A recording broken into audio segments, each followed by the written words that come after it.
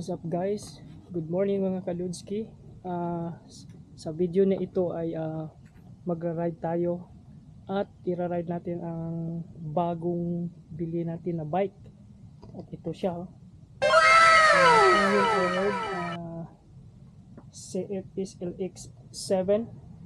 So ita-try natin kung ano ang maramdaman natin kakaiba, hindi kagaya sa dati kong bike, yung trek ko na Emonda.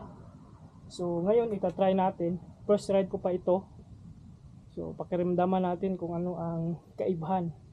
So ito yung pinakaunang nabili ko na bike na brand new, kasi yung dalawang nauna puro second hand na yun. So ito brand new talaga, ito galing ito sa Canyon. Tara, siguro mga 30 miles na ang target natin ngayon.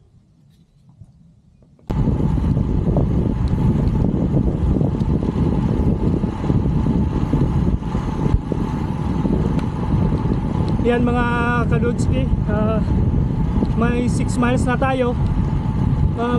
Super sugod pa naman, wala pa naman ako naramdaman. So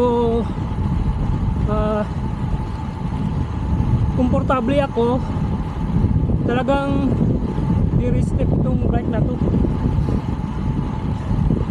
Malayo sa trek ko, siguro dahil aero bike dito, aerodynamic bike ito, yung trek ko pang climb. Siguro yun ang difference, kaya yun ang naramdaman ko sa ngayon. Yung saddle height ko, ginaya ko lang yung doon sa may height ng trek, kasi nakapag-bike fit ako noon yung sa trek ko, kaya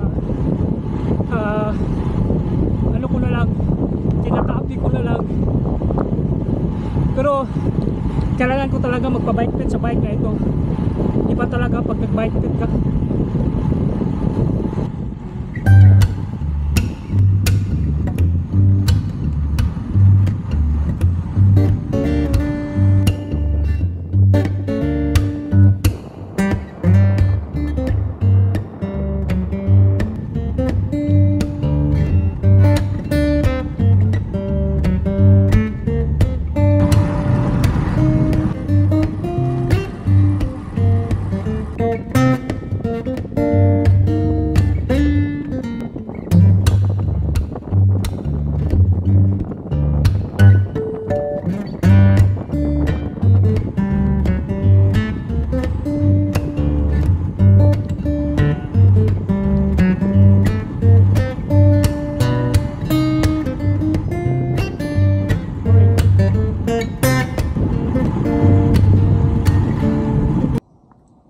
Ayan mga kaludski, nandito tayo sa Ridge Road.